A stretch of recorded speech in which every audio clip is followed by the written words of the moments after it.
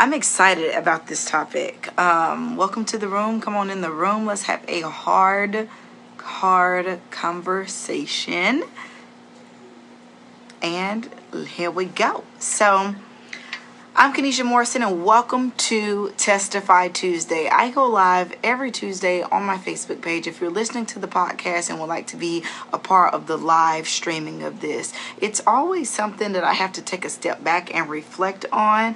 And this particular week, with all that's going on in the world, I thought it was really important to talk about teaching people how to love you. My lawn was freshly cut, so I decided I was going to come outside and enjoy the view while I pour into all of you. So if you hear an airplane or some background noise, know it's because I'm outside, and I am so sorry for that. Like, I hear one coming over.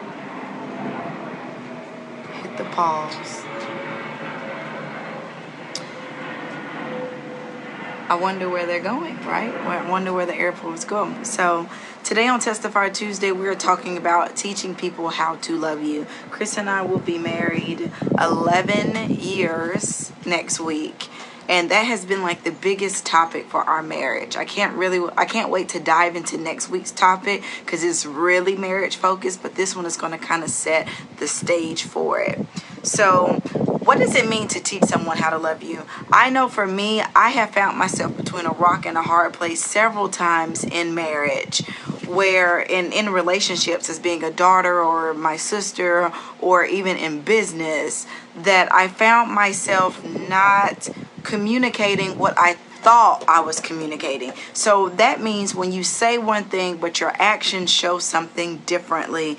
And because we love our people that we have relationships with, our sisters, our friends, our family, oftentimes we assume that they know what we want, or place of business where we work. They assume that we assume that they know exactly what it is that we want. And oftentimes we let things fester as women. We sit in it, we marinate in it, instead of going ahead and dealing with the issue head on.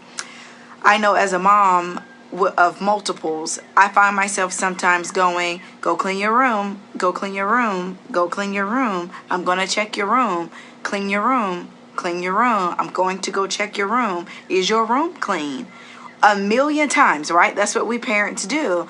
But for whatever reason, once a child reaches a certain age, we feel that we do not have to hold them accountable anymore. That is what you're doing when you ask, is your room clean? Did you clean your room? I'm going to go check your room. Really what you're saying is, I have a standard and I'm going to go check it to make sure you are fulfilling it.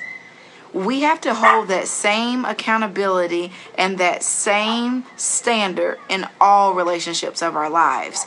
For years, I would say like the first 6-7 years of our marriage, I just assumed Chris knew what I wanted. I did everything systematic. I did everything the same way, where we had both grown into routine. And the more kids that we had, the more responsibilities that came with that. And I noticed that I was still doing 80% of the load, 90% of the load, and he would do what was asked. Well, oftentimes as women, we don't ask for much, right? I would ask, take the trash out. Could you clean the bathroom for me? Could you keep the kids for an hour? But it was never really, okay, I need you to steadily take the trash out. I need you to clean the bathroom every Wednesday. I didn't give those type of standards. It was literally help given when asked. So why do we consistently hold the people around us not accountable, but we hold our children at a different standard? Here's the thing, and here's a tip I want you to take from today. We should not treat people outside of our homes better than the people that live in them. I'll say that again. We should not treat people outside of our homes better than the people that live with us. I know Chris worked in corporate America, and many days he would go to work and he would be like this different Chris. He had the best customer service. He was so attentive. He would give his all. But we oftentimes got what was left over after he gave it all away at corporate America. And same way for me in business. I go to these events, I hug, I smile, I'm friendly, I'm helpful, I'm poised, I'm graceful, I'm, all the things that come with being a leader. But then I would come home and I would treat him like he was just somebody. Like, you just Chris, you understand, I'm tired. But how did that really make him feel to see me at work giving all of me to everyone else and my family just getting the leftovers when I came home? That is usually when you begin to see a shift in perspective. You have to remind people that you are equal and you are the same, and that they matter just as much to you as in the house that they do outside of the home. So I will ask you to recognize the gap here. Where do you feel the most pain, pressure point, or unreasonability? And I know I just made that up. Unreasonable. Where are your standards? And are you holding your partner to that? And then keeping them accountable once you have the hard conversation. So when I had to tell him, I expect you to get the kids for 2 hours a day so I can have some me time, work out, and eat a hot meal. And he would agree. And this is just an example. This is not, real life for us, but I'm just example world here. So I need you to keep the kids for 2 hours for me. And Chris agrees to that. And then 3-4 weeks down the line, he begins to revert back to the way that he was. Usually we as women will go, see, I knew he hasn't changed. I knew nothing was different. And we would just sit in it and harbor it and not say a word. And then 3 months will go by. See, I knew.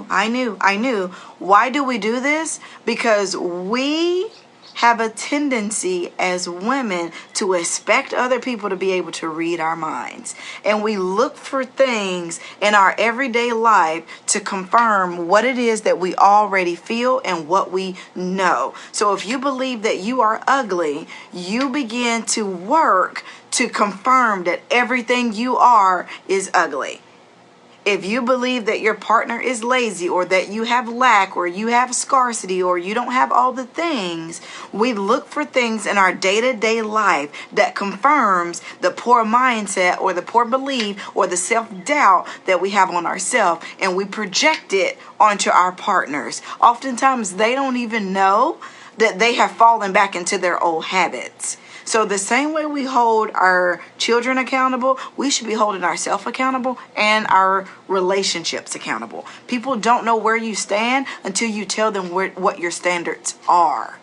So next time, instead of waiting 3-6 months down the line to say, explode on your partner, you've been doing this and this and this and this, and this is not new, and you've been going it for 6 months now.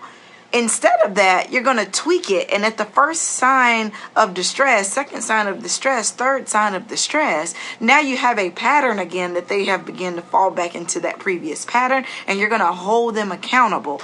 Hey, remember you said you were going to give me 2 hours. It's been about 2 weeks now. And I noticed that I haven't gotten that same that same relationship, that same time that you promised me.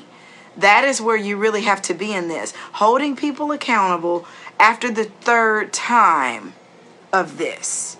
And then you have to love them enough to know when it's also time to let go. If you have a girlfriend that you have told her repeatedly that you don't like to be called the B word, and she continues to reference you as that, bad B, hot B, this B, that B, and you have told her, when you say that, that makes me feel unloved, or that makes me feel disrespected, you have to be willing to stand in that. Your standards need to match what you're saying. So when you say you want more, your actions need to line up with that, and be willing to remove them from your circle if they can't do it. It doesn't mean you don't love them, and it doesn't mean that they won't come back to your circle, but you're going to demand the respect that you want from them, because that's a part of teaching people how to love you. And in order to teach someone how to love you, you first have to love yourself enough to know that you're not going to take anything that makes you feel insignificant. And listen, no one can make you feel any type of way. You are your own person. You can't control the weather, but you can control how you react. So if something begins to bother you, and that person repeatedly does it, make it your mission to make sure that they understand crystal clear communication will heal the nation. I don't like it when you do this. It makes me feel XYZ. And then also be open to receiving that. If someone else tells you, I don't like it when you do this, respect them enough that although you may not understand it, they have told you their standard. Love them enough where you're willing to change it and be open about it. Your partner isn't going to change overnight. Your children don't change overnight. Your girlfriend that says that the things is not going to change overnight. It's going to come with creating habit. A habit comes after doing something consistently 30 days. So instead of thinking it's falling on deaf ears and your partner doesn't love you, she doesn't love you, this company doesn't love you, change that to, okay, they received it when I gave them the message the first time. Now they've kind of fallen back the third time. Let's have another conversation. And also know when it's okay to let go. So now you're having the third conversation. You're showing them patterns that are recent, that how they've gone back. Every 90 days or so, reassess where we are. We have family meetings in our house all the time. Family meeting. Because if you're not always meeting, I run my family like it's a business. We want to have a lifelong legacy of being loved and understood. So in order to do that, there has to be weekly check-ins that are happening. I loved it when you did this. I wasn't too crazy about when you did that. How can I better serve you as your spouse? What can I do to better your life over this next week? Communication will heal the nation and allow each other to have grace and space where you can grow as individuals, because you were individuals before you found one another. Things don't just change because you get a ring. Love them where they are. Don't love the potential that they can be. Because the reality is all the potential you see doesn't make a bit of difference until that person sees it. You can aspire it, but you can't persuade it to change. That person has to be willing. But those are two different topics. Them being their best self has nothing to do with where you stand and what your standards are.